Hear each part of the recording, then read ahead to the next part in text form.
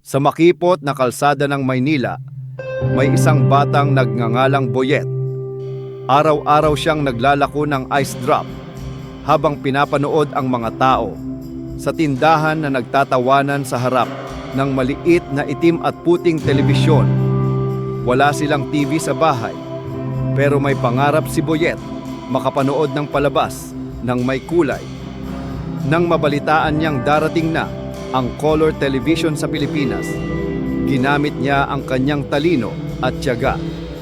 Nangolekta siya ng mga sirang wire, lumang transistor at bakal mula sa junk shop. Sa bubong ng kanilang barong-barong, binuo niya ang sarili niyang antena. Gabi-gabi, inaayos niya ito habang sinasabayan ng dasal. Hanggang isang gabi, biglang kumislap ang screen. Unay puro static, tapos may kulay na. Pula, asul, dilaw. Bumuhay sa maliit na telebisyon. Nagsitakbuhan ang mga kapitbahay. Buong kanto, nanood ng palabas sa TV ni Boyet. Ang mga bata, nagpalakpakan. Ang mga magulang na pangiti. Parang biglang sumaya ang buong kalye. Lumipas ang mga taon.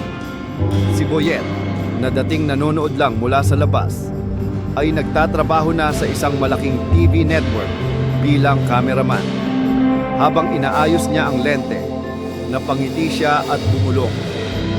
Dati, signal lang ang hinahabol ko. Ngayon, ako na ang gumagawa ng palabas mula sa lumang antena hanggang sa ilaw ng studio.